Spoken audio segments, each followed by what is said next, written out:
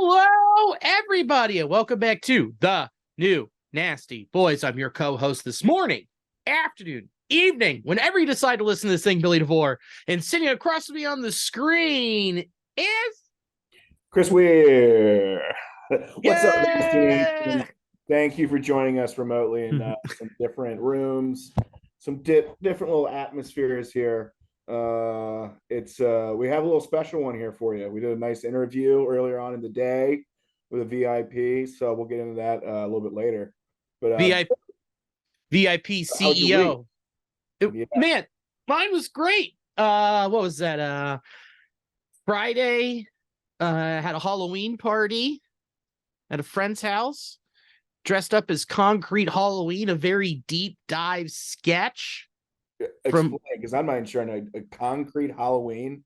Yeah, so Tim Robinson did this sketch for the skateboarding company where he was the leader of a skate crew, and there was a guy who was his name's Concrete Halloween, and he wears a monster mask and has no trick in mind. It sounds like such a Tim Robinson sketch as soon as you phrase it that way. And then he said, what's the other line? Is like, he skates with two open knives in his pocket. Whenever he goes to skate, he has no trick in mind. Oh, God damn it.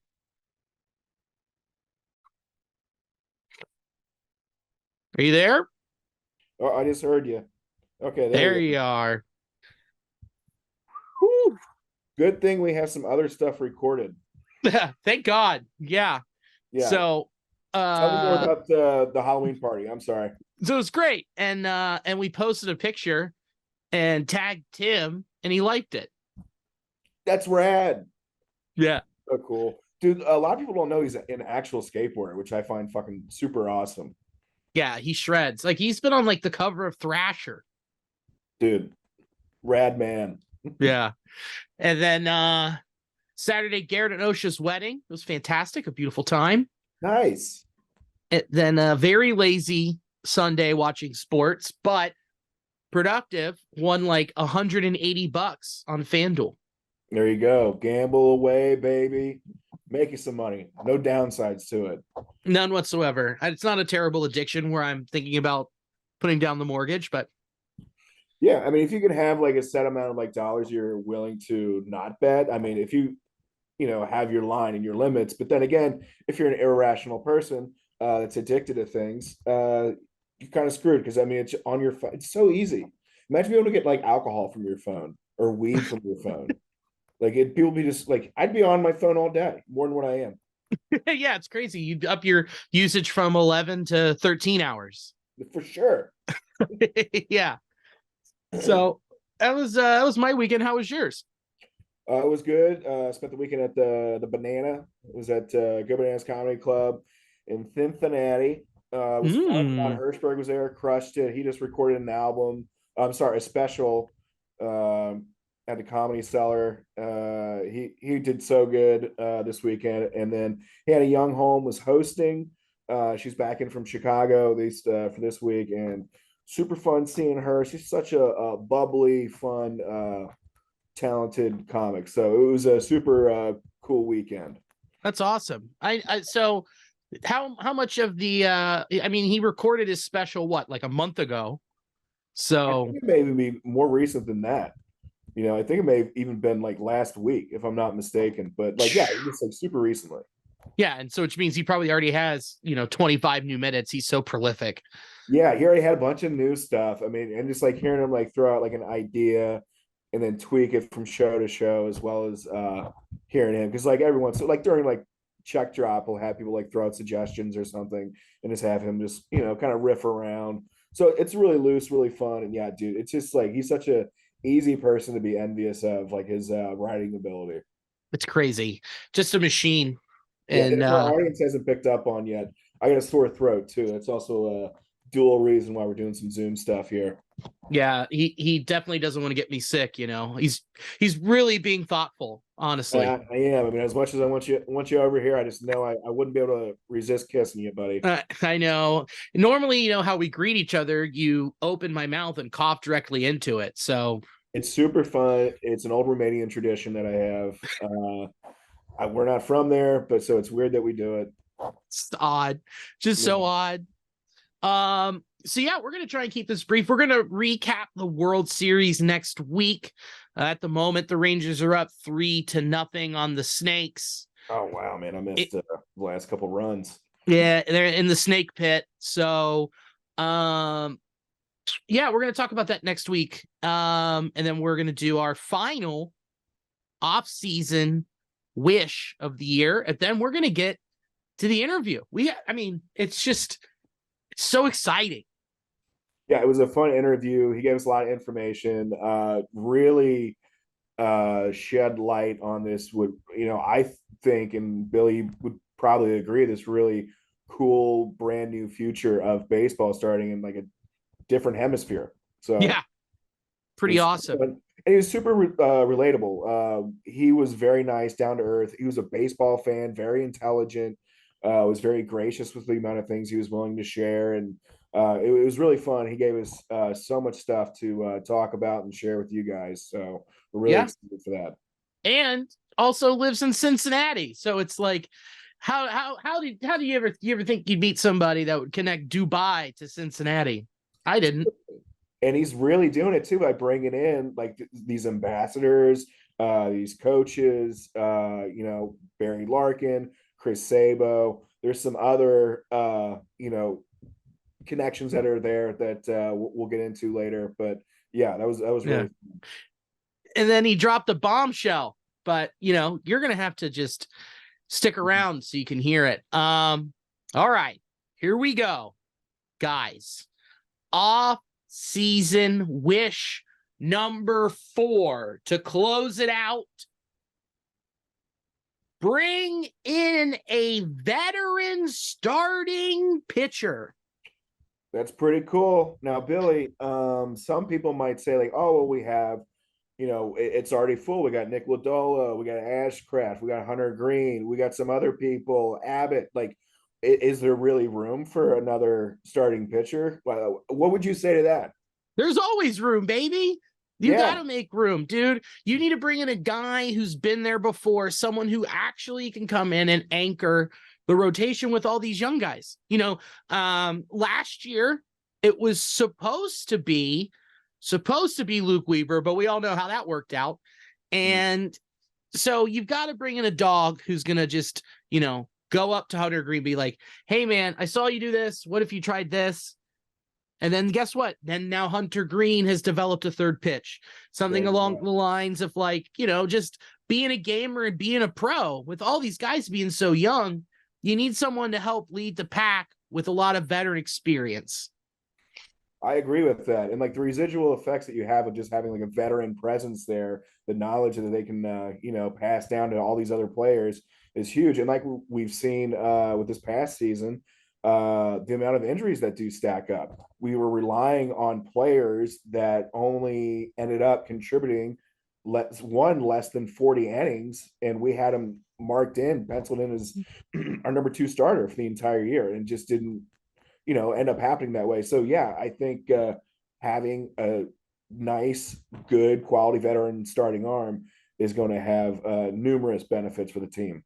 Yeah, and there's nothing wrong with having depth. Absolutely nothing wrong. Is it kind of a bummer to see, would it be a bummer to see one of these guys get kind of, thrown out of the mix? Yeah, it would be a bummer, but guess what, man? It's competition, and you're going from winning 82 games to trying to win 88 to 95 wins. You're trying to level up. How do you do that? Bring in a dog. Yeah, totally feasible. And when you're just counting, at the end of the year, you're counting runs, outs, games, just all these little numbers there. You guys start stacking up innings and stuff too. So yeah, and now we're seeing it too, like in playoffs. You need to be able to have like depth, on the front end. Yeah, and that's one of the things that the Rangers continued to do when they were dropping like flies at the trade deadline. They went out and they got Max Scherzer. They went out and they got Jordan Montgomery to pair with Eovaldi, John Gray. And after they had lost DeGrom, I mean, that's something that's how you win in the postseason. Yeah, it's one of the big reasons why they're here. Yep. And then if you've got your 4 or 5 starters, then you move them to the pen, and there you go. You've got even more depth that's coming out of those gates. Yeah, I like that a lot. You're just more dangerous. Yeah. So here's my list. Let's hear your list. Number 1, Sonny Gray. Woo! Number 2, Jordan Montgomery. Number 3, Eduardo Rodriguez if he opts out. Now, look, you might be like, Billy, but what about like Shohei Ohtani or Blake Snell? Shut up. Be realistic. We're not doing that. That's not happening. These are guys that are going to fit in the budget. They can spend a little bit of money and get a lot of production. Yeah, you don't need to spend like an absolute ton. You're going to have to definitely open up the coin purse, but you don't need to, spend $1 billion on just a few players. No, and Shohei Ohtani's not pitching next year. He's out with TJ. I mean, it'd be cool. Don't get it twisted. If Shohei Ohtani put on that number 17 in a Cincinnati Redlegs uniform, I'm not complaining. No, and that would seriously boost the economy in Cincinnati. Could you imagine the amount of just like extracurriculars he would like attract? It'd be great for the city. It'd be huge. Yeah. Well, and also, like, I mean, I remember going to that series in 19 when the Angels were here and Shohei was here. And man, like, I had never seen so many Japanese people at Great American Ballpark. Yeah. I mean, they have like a big, person representing, fucking amazing baseball in their culture. So that he's doing, great stuff for introducing baseball to a whole bunch of people. Yeah, 100%. We'll start with my number 1, which is Sonny Gray. This seems like a no-brainer. It just seems like it's too perfect of a fit. He loved pitching. He loved pitching here. He loves DJ, which was his pitching coach in college at Vanderbilt. He resurrected his career in Cincinnati. And why not? I mean, come on. Like, it's not going to be crazy expensive. He's going into his age 34 season. So he's a guy, this is the last big contract he'll get. And I don't think that, and I think with how thin the market is, I don't think he can really go around demanding a ton of money. I think it's definitely worth the Reds' time to reach out and have that conversation because you never know. Right. You just have no clue. You have no idea. He could be, by the time, he gets into age 34 season, you give him 3 more years. That's you're looking at age 37 season. Maybe you give him an option for age 38. You just don't know. But what is extremely promising still with Sonny Gray is he still has elite fastball and curveball spin. That always plays, no matter how fast you're throwing it. If you can still spin it, you're going to be fooling a ton of hitters. Yeah, and just being able to have a great placement, quality pitches too. I mean, you're seeing a lot of different sorts of speeds in the World Series now from pitchers, and it's a lot about just knowing what your stuff is and being able to control your pitches. Yeah, and that's what Sonny's really good at. He's from last season, pitching run value and breaking run value, 99th percentile. Fastball run value, 96th percentile. Get a lot of bang for your buck there, man. Yeah, there's a ton of value with him. So yeah, that does seem to be like around like the ballpark for like what we're trying to spend. Yay!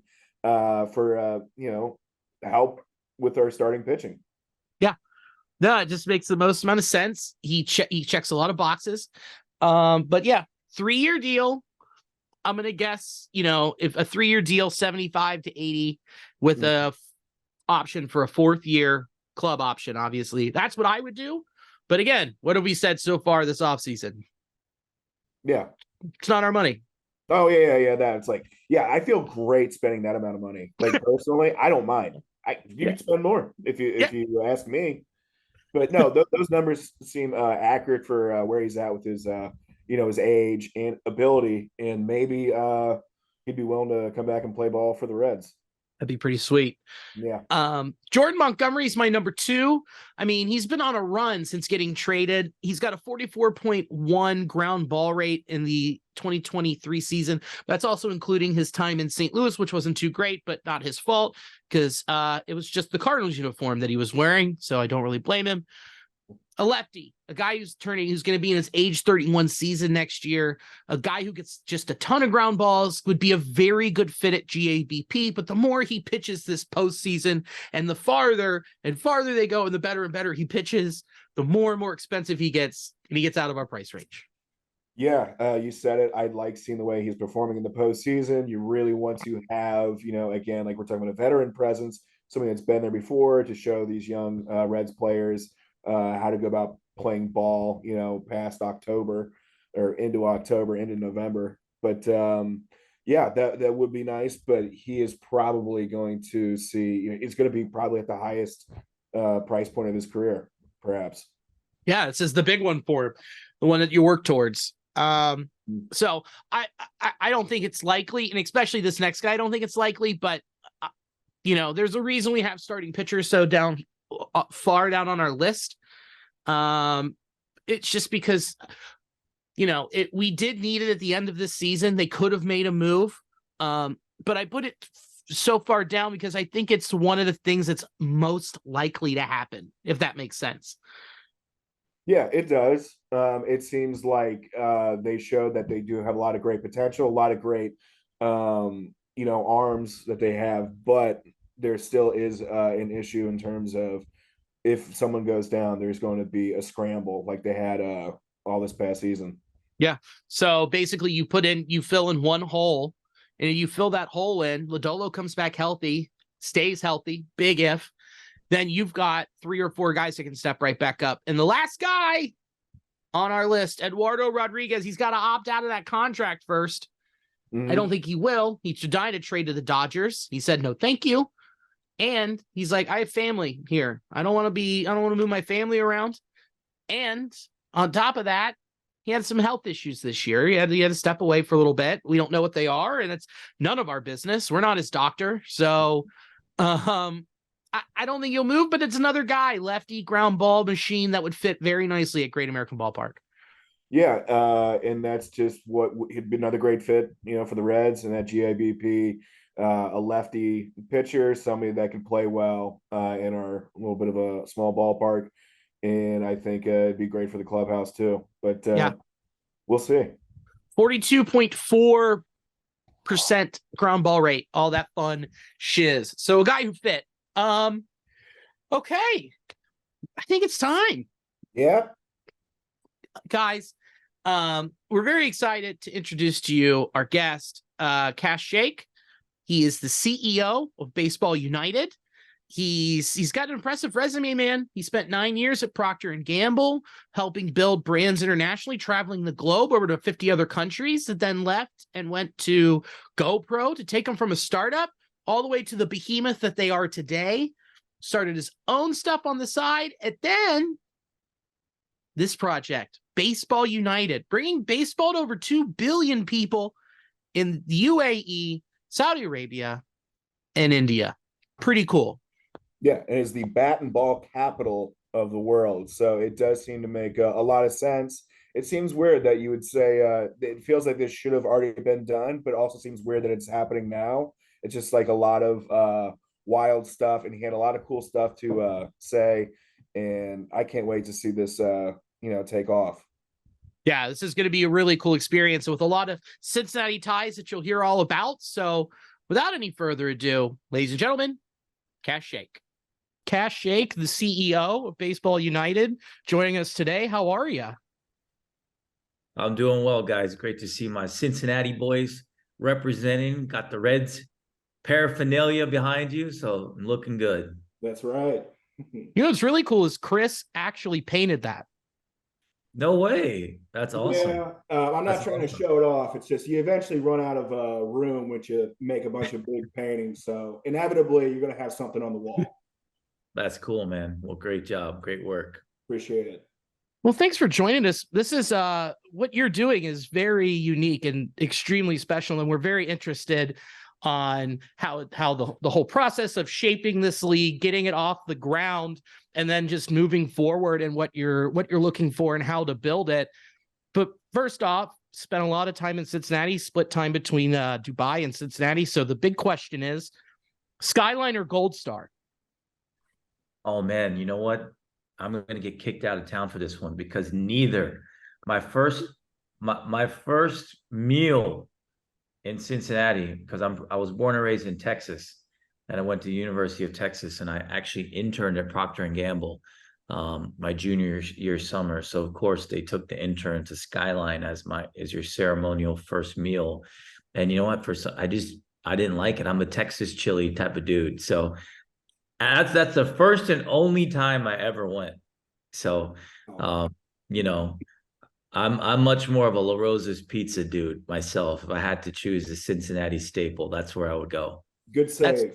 That's a great pull. Yeah. Then you just got to throw Montgomery in it, and then you're fine. You've got 2/3, and you're covered. Right. Brushing off all the Grippo's dust in your hands as you're making the statement. Get some graters too at the end there, so we can work that in. La Rosa's and graters, and now I'm in. Oh man, now we got to get like a savory graters ice cream with a Grippo dust cone. That's right. That's right. So, but you know, I love Cincinnati. It's where I grew up. You know, I spent all my young formative years in Cincinnati. I just turned 44 last week, so I got a baby face, I know, but I'm getting up there. But you know, I spent pretty much my 20s and early 30s in Cincinnati working at Procter and Gamble. Fell in love with the city, and even when I left Procter and Gamble to go lead marketing at GoPro in the early days of the camera company, and then bounced around and built my own company. And I never thought I was going to be back in Cincinnati, but you know, the good Lord brought me back, and you know, met my wife there and everything like that. So love Cincinnati, and it's pretty cool, as you all know, as huge Reds fans, with Cincinnati being the birthplace of baseball, the home and of the first ever professional baseball team, now playing such a central role in taking the game international to a region that's never had the game before. Getting to work with my brother Barry Larkin, who's a co-owner on this journey with me, and he's really been a pioneer of international baseball his whole post-playing career. I mean, he coached the Brazilian national team, as y'all know. He spent time teaching and training in Japan. He was in the movie $1 Million Arm, you know, for 14 seconds, you know, which is about an Indian baseball player who got drafted or got signed by the Pirates. You know, so Cincinnati has got such a great baseball lineage, and I'm just excited for more and more people in our city to start learning about what's happening. Because if you go to Mumbai, where we have a franchise, you go to Karachi, you can come here in Dubai, and before Baseball United, if you ask someone about Cincinnati, if you asked 1,000 people, zero would say they know Cincinnati. That's the honest truth. Probably less than 0.001% awareness of Cincinnati in this region. But now with BU and Baseball United, when we're telling the story, we tell the story of Cincinnati. And I was with, you know, Mayor Aftab, you know, a few weeks ago, and I was telling him, like, dude, we're marketing your city for you in every conversation. And it's pretty cool because we get to tell the story of the Cincinnati Reds. We get to tell the story of the Big Red Machine. We get to tell the story about how this city that loves sport is helping, you know, propel the growth internationally. So it's pretty cool. That's really cool. Hopefully you'll be talking about the 2024 Reds next year and how they're competing for a World Series. Yeah. How'd you get hooked up with Barry? You know what?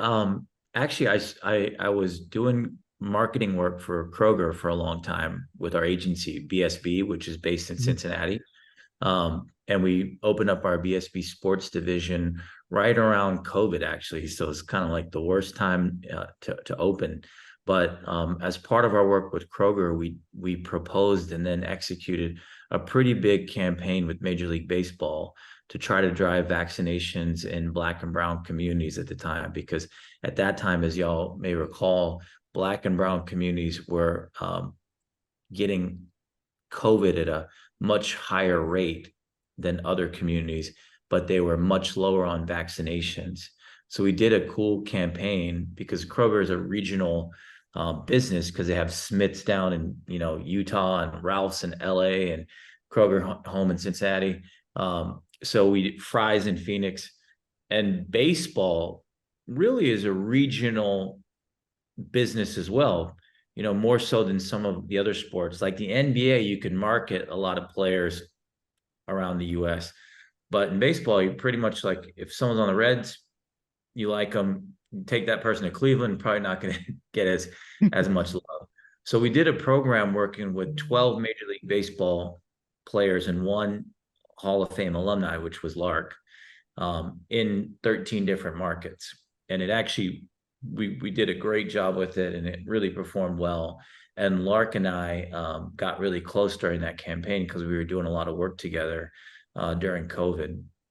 And then after that, he asked me if I could start representing him in his marketing opportunities and deals, and some of his negotiations with the Reds, his broadcast deal, things like that. And over time, we just got really close. So we've only known each other about 3 years, but we just became, we kind of hit it off from day one.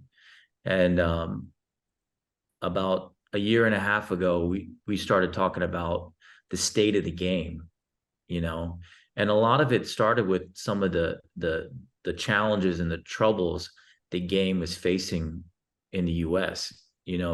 As y'all may know, I mean, Major League Baseball has the oldest fan base in all of professional sports. The average age of an MLB fan is 57 years old. Mm-hmm. And then you have a declining engagement with diverse communities as well. You've got less Black players in MLB today than when Jackie Robinson retired. You had the pace of play issues. So we were trying to figure out how we could make a positive impact on the game. And we were racking our brains about it to where we finally started thinking about and realizing that what we believed the future of the game was international. Yeah. And as you know, you pretty much got North America and Latin America, and then the Far East, East Asia, which are your baseball hotbeds. And pretty much there's not much happening in between. You've got pockets in Europe, but not a lot of activity. We saw a huge footprint in the Middle East and South Asia, where you have 2 billion people. 1 billion of them are cricket fans, which is actually the largest bat and ball sport on earth.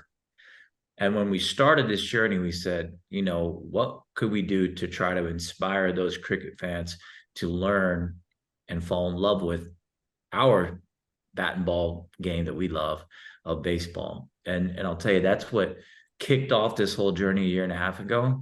But what's really propelled it over the last 9 to 10 months is that we've learned there's a ton more baseball fans out here than we ever could have imagined. I mean, in the UAE alone, which is a country of 10 million people, there's 800,000 avid baseball fans. I'm in Dubai right now at our global headquarters. There's 450,000 avid baseball fans here in Dubai alone. In India, wow, there's 53 million avid baseball fans. And avid is important because it means they're transacting in some way. They're streaming games, they're buying merch, they're playing in their local leagues. And for perspective, guys, that's more avid baseball fans than we have in the United States right now. That's insane. They're insane numbers out here. Obviously, it's the level of difficulty to make this happen is on a 1 to 10, it's a 46. You got like different governments, you got different cultures, there's different rules and regulations. You need a permit for everything out here. To breathe, you need a permit. There's different languages. I mean, we knew it was going to be hard. It's even harder. Yeah. But the opportunity, the upside is massive. So this actually leads into one of my big questions, which is, what is your plan of attack for converting the fans that you are going after over there? And also, it kind of goes hand in hand. How are you planning to convert the fan base that's already installed here? I know when you mentioned age, you mentioned like the average baseball fan's 57. Look, we already have a hard time telling them like, hey, you should watch our podcast on YouTube. And they're like, can I do it on my TV? So how are you going to, one, get the fans over there? What is your strategy for engagement? How much is it going to be of getting them like, hey, look, it's cricket, like adjunct, and kind of using that as your attack for drawing people in? And how also are we going to be able to watch these games stateside and over by where you guys are? Well, there's a lot of things we're doing. So actually in this showcase, for example, which is November 24th and 25th here in Dubai, we're really focusing on baseball fans. So obviously our growth when we get into the millions of fans is going to be transforming these cricket fans into baseball fans. But as we start, we're really focusing on what we call our prime prospect, which are avid baseball fans. So we're trying to get every person that likes or loves baseball to be engaging in what we're doing. We started ticket sales, a soft launch of ticket sales yesterday. They're going pretty good. Honestly, they're not going as well as I'd want them to. I've learned this is like a Miami type of town and crowd, or LA, where everybody's last minute, everybody buys stuff like 3 days before. And I'm like, come on, guys, like I'm going to be like freaked out for the next 30 days. But, we kick off our big marketing plan this week, actually. And we have a partnership with ARN, which is the big radio conglomerate here. Radio, if you can believe it, is actually the primary medium out here. Most people, there's a ton of traffic out here as well. Most people listen to radio on their commute. They're not like tapping into satellite radio. It's just kind of like old school radio, like we used to listen to back in the day, So radio is a huge, huge platform. We've got a significant radio partnership, which I'm excited about.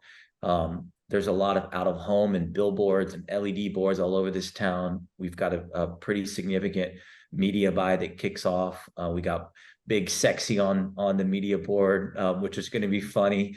We got Big Sexy throwing a fastball on a big, I think it's an 80-foot LED. I mean, and you got Big Sexy on it. So it's pretty badass. And then we've got a partnership with the Little League here, which is pretty cool. Because Dubai Little League is one of the best little leagues on the planet. They've definitely got the best view from home plate on their main field. It's the view of the Burj Khalifa, which is the tallest building in the world. There's 500 families that are part of Little League. So we're trying to get them out. So there's a lot that we're doing within the community to try to drive people to the ballpark for the showcase and then hopefully build that fan base over time. Our full season starts next year. And next year we have 8 franchises playing a total of 65 games in November and December. So we're going from 2 games and 2 teams to a massive, massive undertaking next year. And that's where we really, we're hoping that this kicks everything off. And we got a year to really build in the trenches, build community, build relationships, and cultivate that fan base.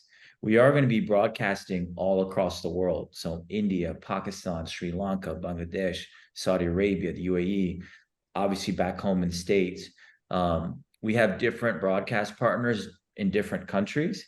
But for the US, the main place it looks like people will be able to watch is baseballunited.com.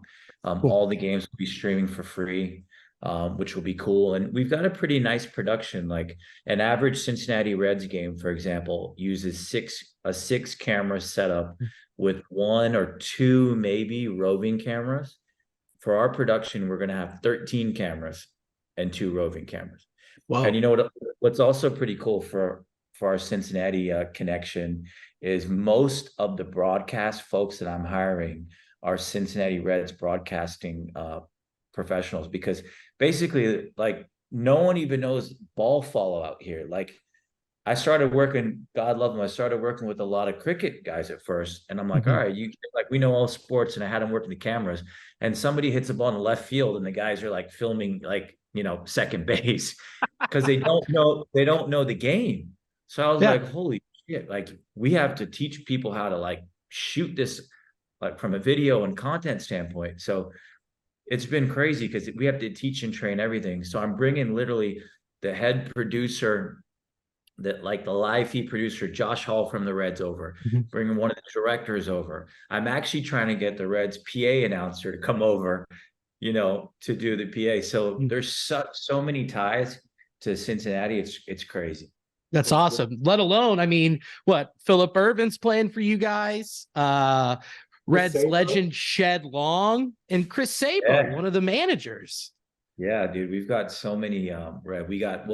We haven't announced the coaching staff yet, so maybe we should break the news on the show. But we got Mariano Duncan coaching first base for one of the teams. We got Steven Larkin coaching third base. Nice. I'm so disappointed to share this on the Nasty Boys podcast because we had Rob Dibble until we changed the dates. Rob Dibble was our pitching coach. But Rob hopefully will be with us next year for the full season. But as y'all know, the 24th and 25th is Thanksgiving weekend. So, when the government shifted on us, we lost some folks on that. But had a great time with Norm Charlton, Randy Myers, Rob Dibble when we had our initial owners meeting. And we had it in Cincinnati. Actually, I had everyone dinner at my place. We went to the Reds game. And we had this awesome reunion with the Nasty Boys, with Lark, with Sabo. It was so cool. But we have a ton of Cincinnati connections. That's awesome, man. That's just so cool how rooted it is here with everything you're doing over there. It's pretty astounding. And one of the things you mentioned, like the government shifting on you and having to be flexible. Have you already secured your cricket stadiums for the 65 for next season? And if so, how difficult was that, or how difficult is that process? Yeah, great question. I mean, there's really only 2 stadiums in this whole country that we can use. There's one in Dubai International Stadium.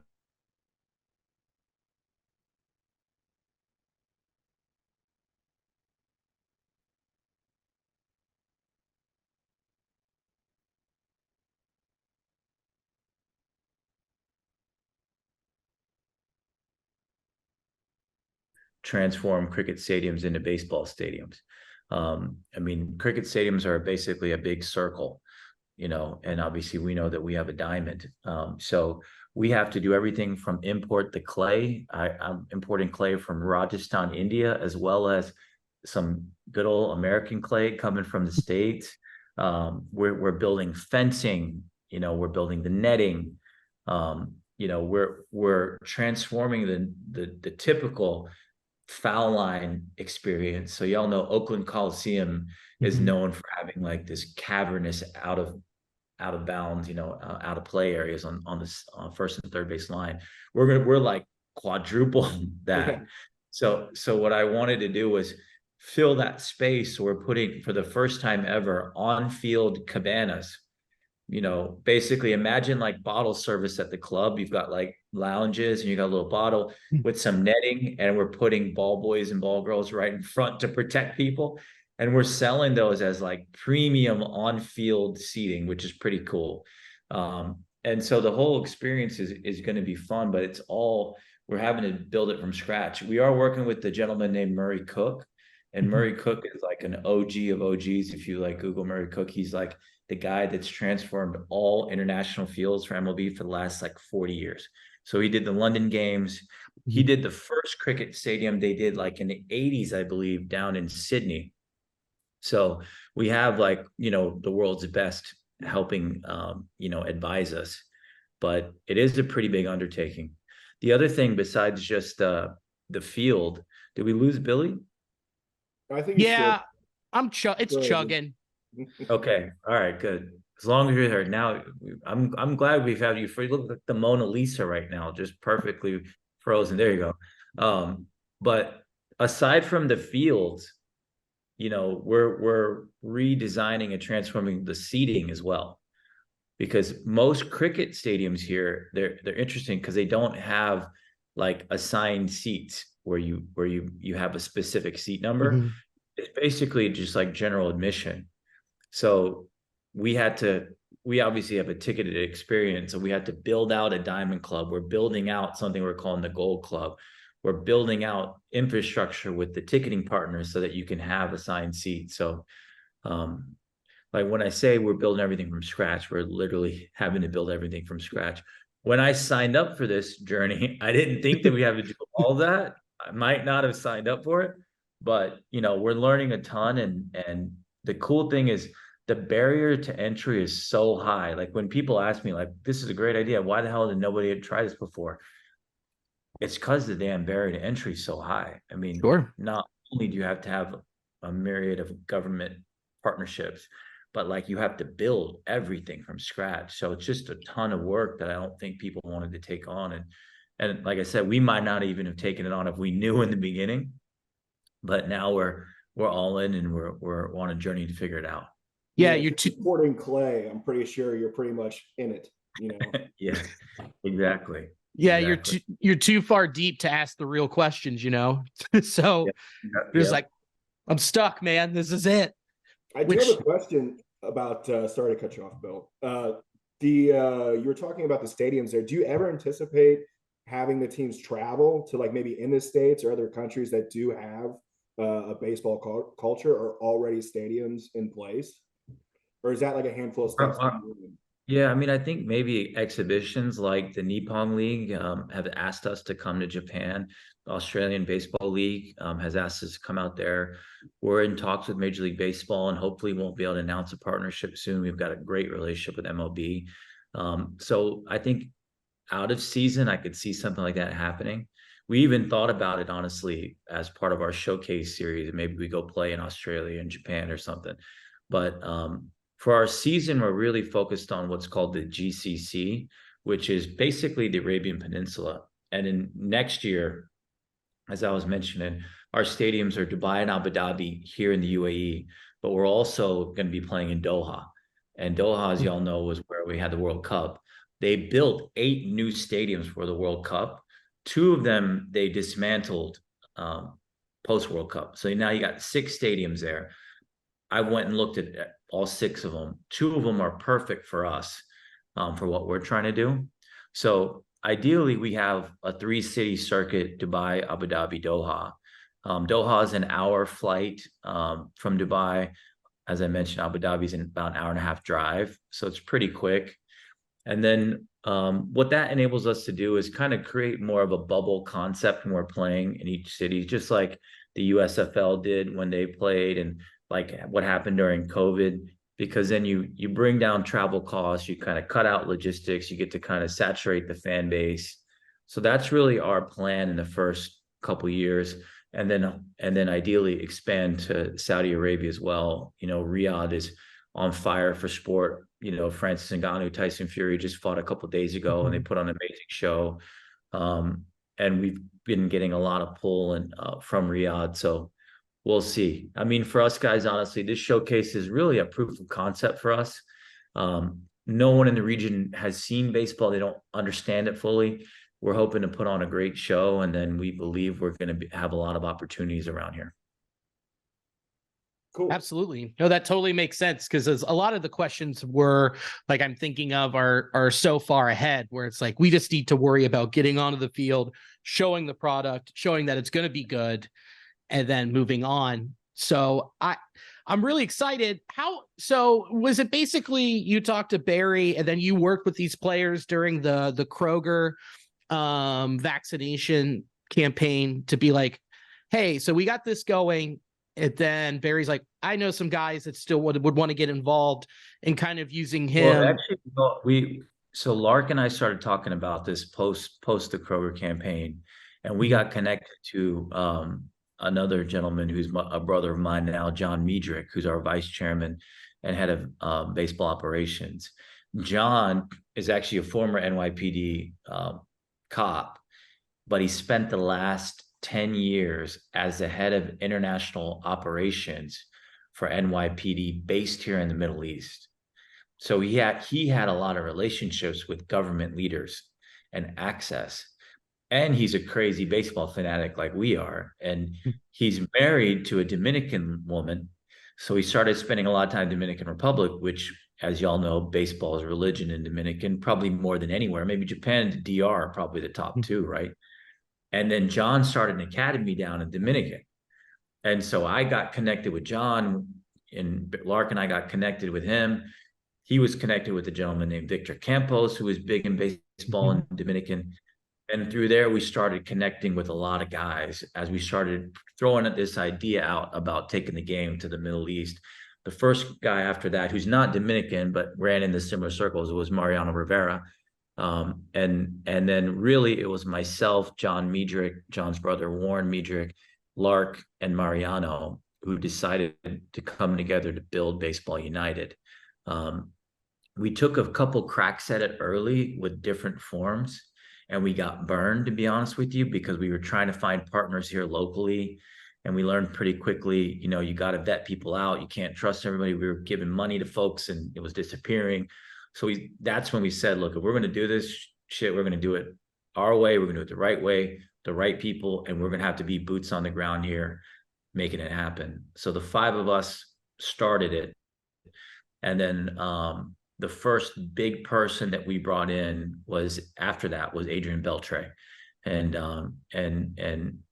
Adrian, who is from the DR, was just a huge catalyst for us. I mean, he's one of the most respected players in the game, one of the best third basemen of all time, as you all know. Just throughout the first pitch at Game 2 of the World Series, threw a strike in there down in Texas. But when we brought Adrian on, that was a hard ass thing to do, dude. You just imagine like me pitching him like I'm pitching you on a Zoom call, telling him, you know, we're going to take baseball to the Middle East. And, you know, he kind of plays devil's advocate most of the time. He's got an amazing team around him of like advisors and consultants and financial and legal. And I had to like go through the gauntlet with all of them, but we got Beltre to come on board, invest as a co-owner.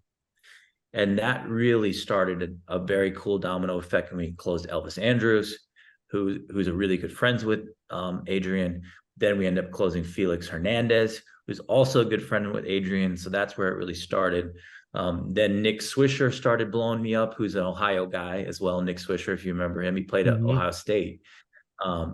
He was like, dude, I see everything you're doing. He was just blowing me up on Instagram, which was crazy to me because I'm like, okay, now shit starting to shift now because I got guys hitting me up. And Swisher's like blowing me up. I want to be a part of it. We closed Nick Swisher. Then Ryan Howard hit me up because he worked with Nick as part of the Commissioner's CAP program with MLB that they just started, Commissioner's Ambassador program.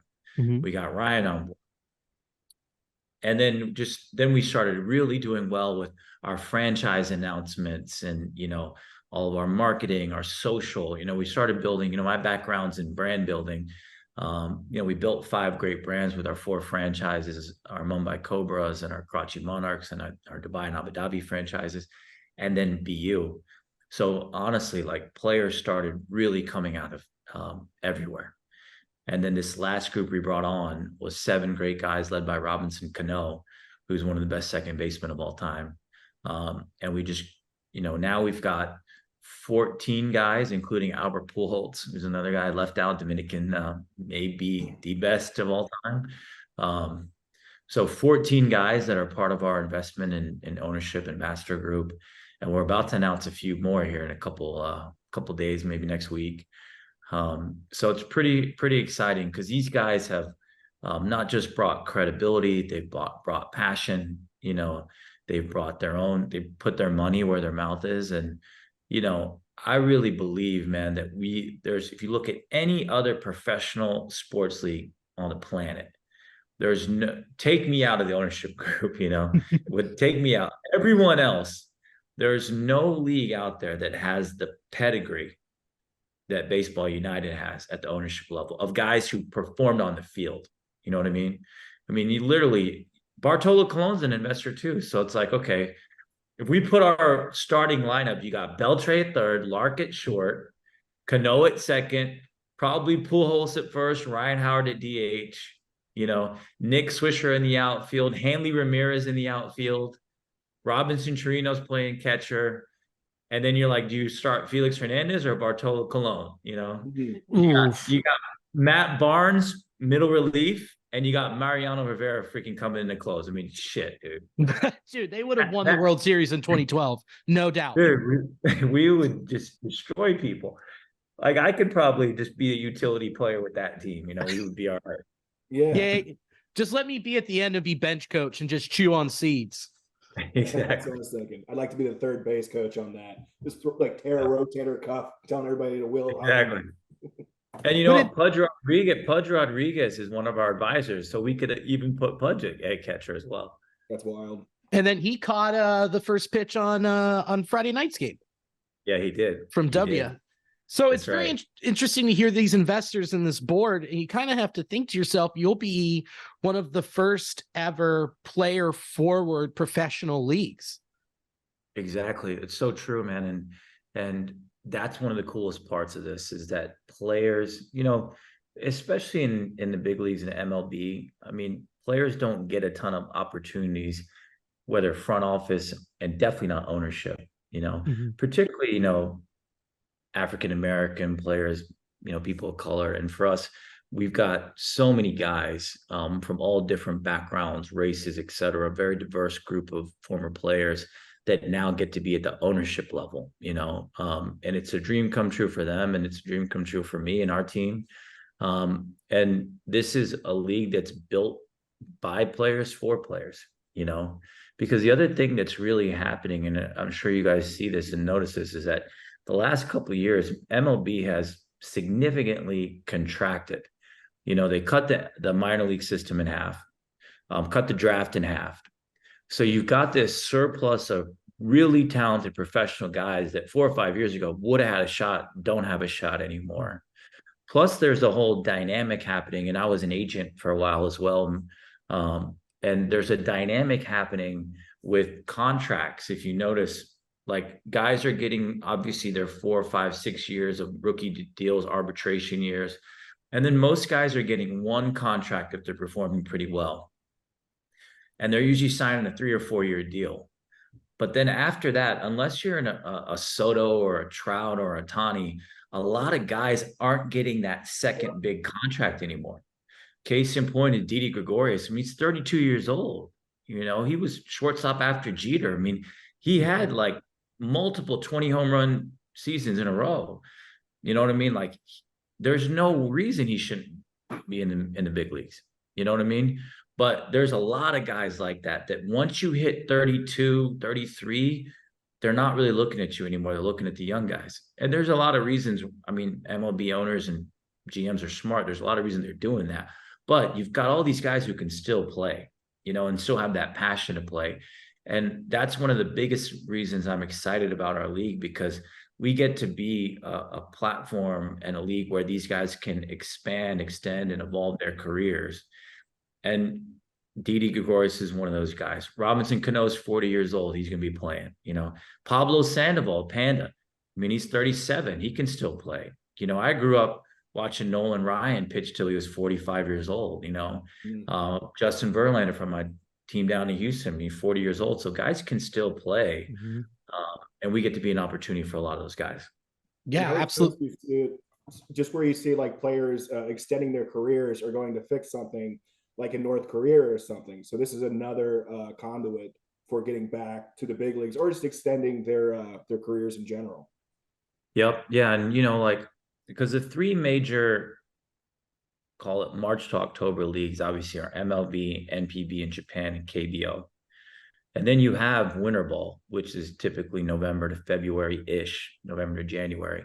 So for us, like, I don't consider our league a winter ball league, just in terms of the dynamics, but we are going to be playing during the winter ball period, just by nature of it's hot as hell out here after, you know, basically outside of November to February. So you can't really play. One day, as I think you were asking about, you know, where what we could do in the future. I mean, one day when we have dome stadiums out here and stuff, maybe we evolve the format. But our plan in the first few years is just playing from November to February.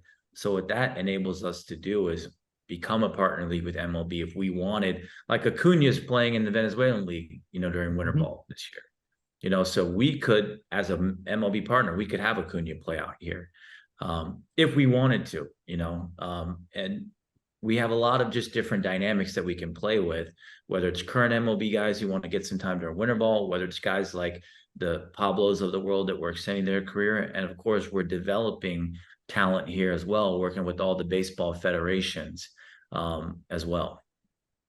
What was that process like? Well, in general, you know, getting guys that, you know, like you talked about with Didi Gregorius, Shet Long, guys who are in their, you know, either late 20s, early 30s, plus talking with NPB and all those other leagues and kind of getting permission to be like, hey, if they're not going to play over with you guys, how do we get them over here?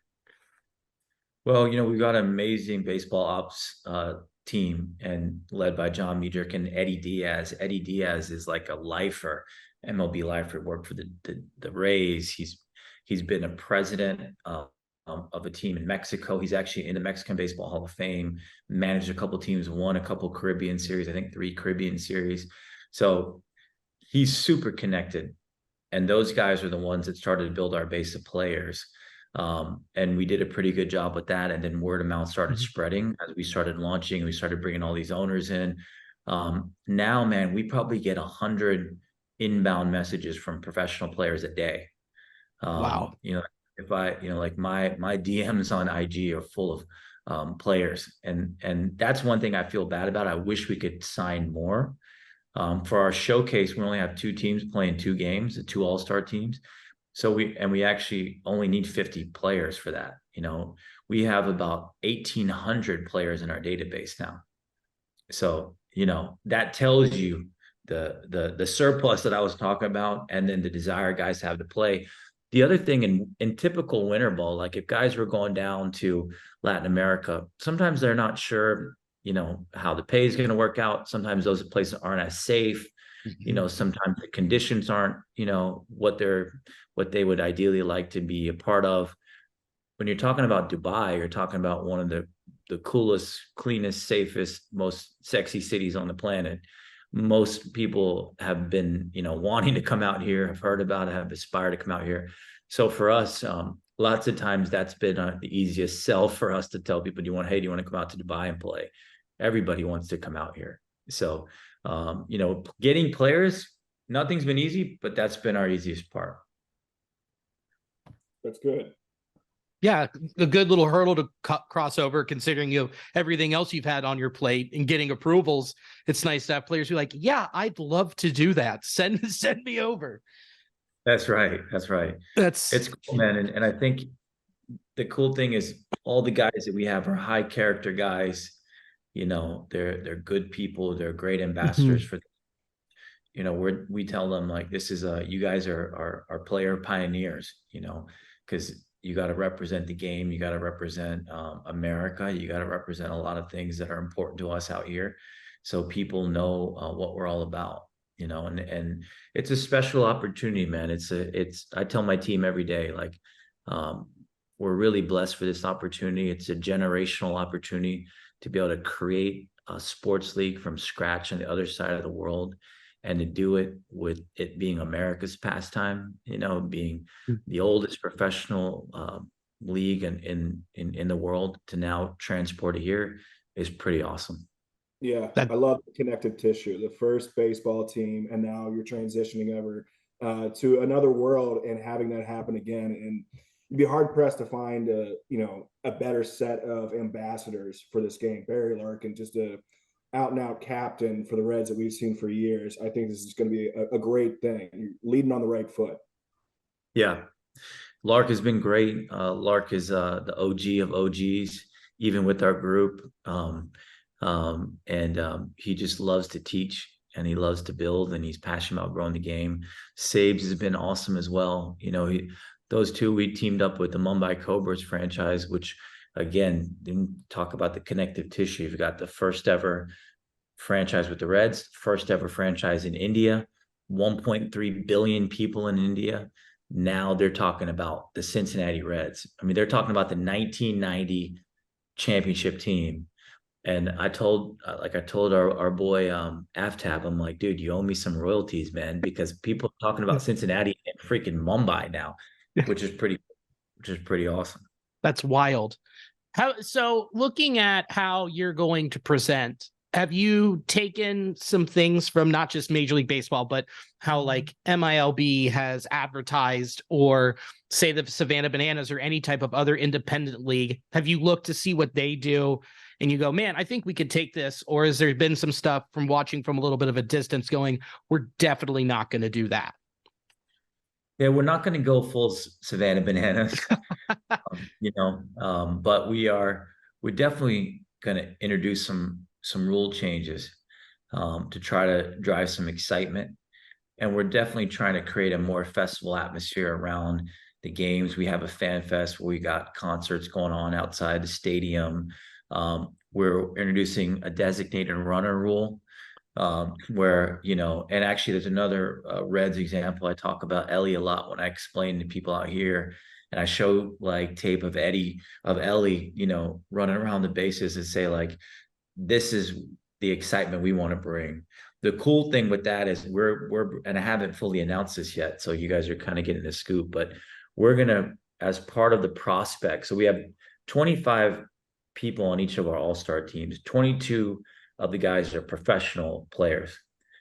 3 of them are going to be prospects on each team. And 1 of each of those prospects are going to be our designated runners. So these are like just burners that we've recruited from like India and like Sri Lanka, And what's cool is it's a way to integrate them into the professional setting while, still enabling them to be a part of it, even though they can't play yet at the professional level. Mm-hmm. But just imagine, the fans watching in India, and they have an Indian local homegrown kid coming in as the designated runner, trying to steal a couple bases. I mean, that's going to be pretty awesome. So we have a designated runner. Yeah. That was our way of integrating a lot of these countries, because they're not yet at the professional level yet. And then we have another cool concept, like, for example, called the money ball. And it's not the Brad Pitt money ball. It's more of like the NBA 3-point contest money ball. If you remember, the last ball on the rack is worth double the points. So we have this money ball concept where each manager gets 3 money balls a game that they can call when their team is batting. And if they call the money ball, it's a goal ball, so we don't have it on here, but it's a goal ball that comes up. It's delivered to the mound, and the guy in a full black tie outfit on a platter. And basically, if the hitter hits a home run with the money ball, it's double the runs. So a 2-run home run becomes 4, grand slams 8 runs.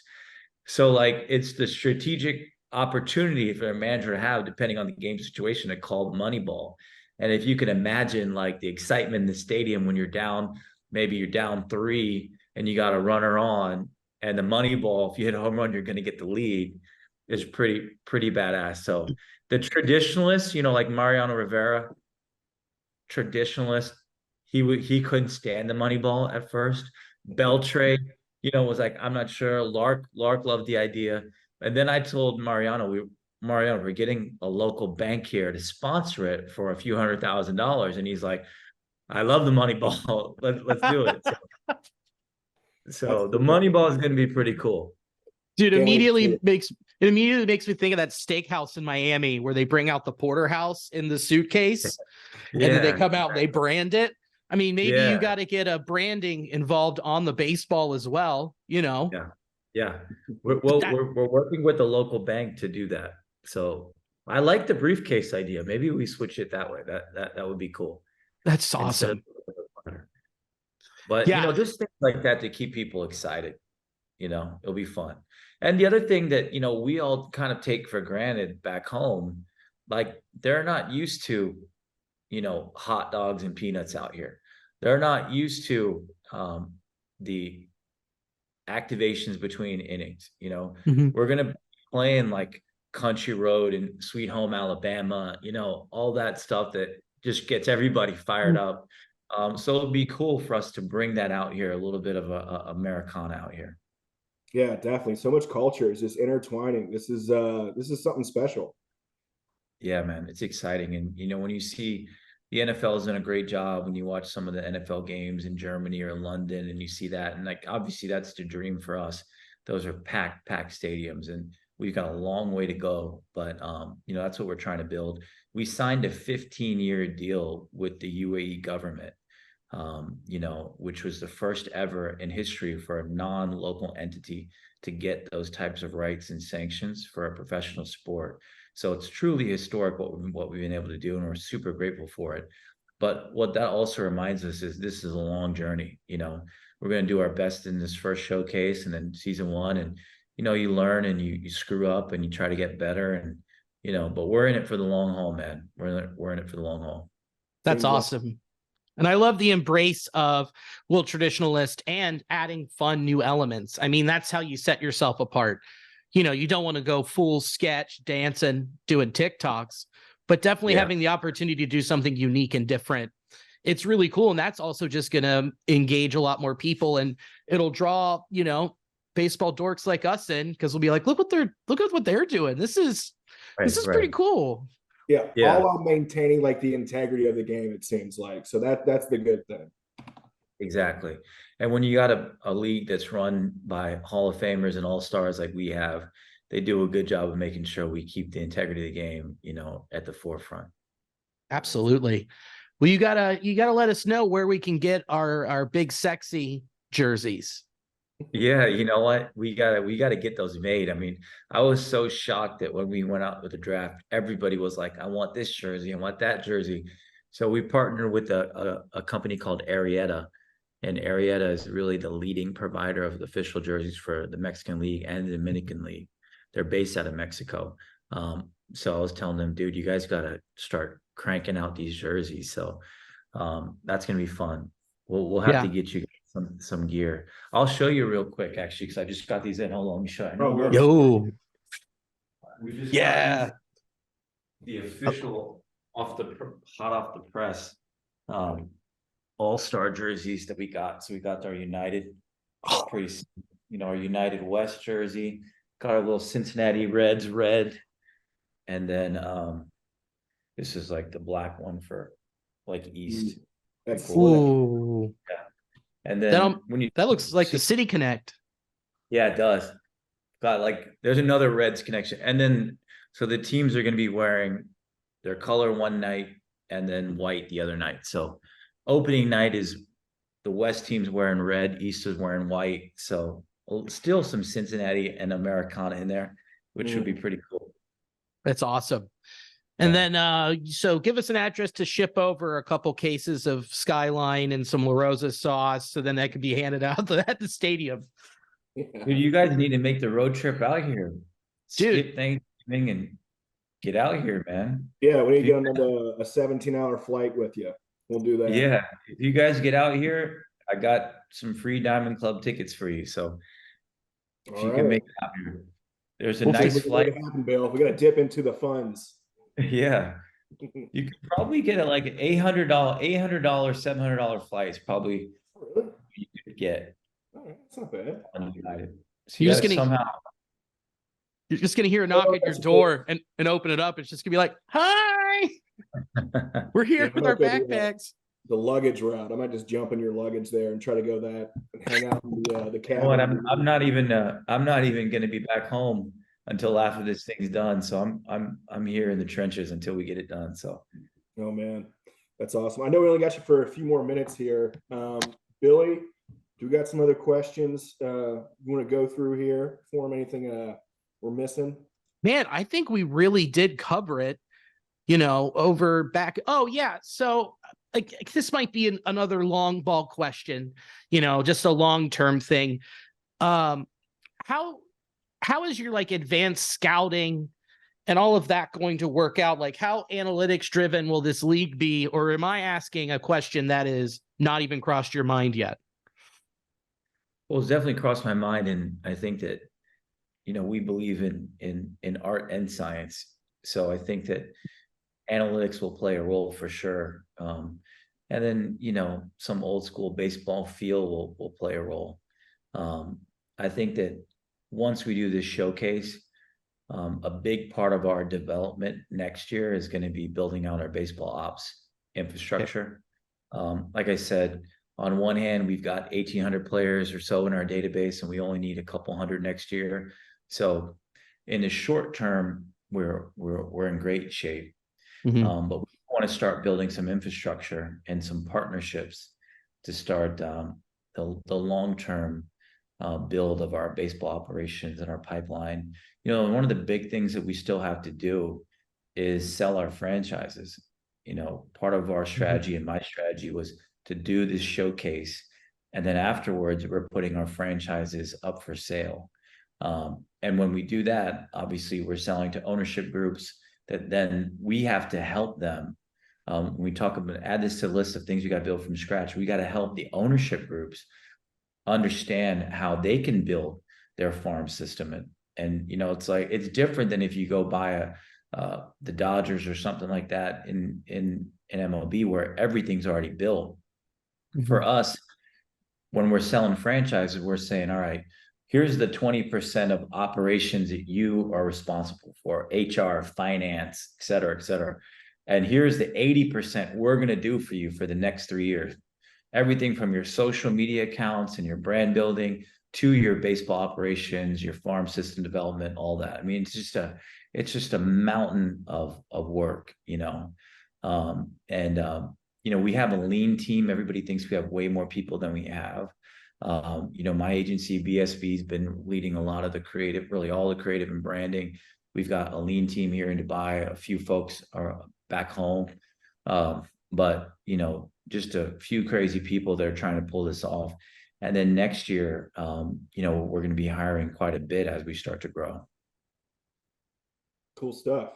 Well, we got all the faith in the world in you and the team that you put together to have this thing not only do well, but to really flourish. And I can't wait to start watching these games. And more importantly, when can we start betting on these games? Oh, that's a good question, man. 365 getting involved in anything like that? DraftKings?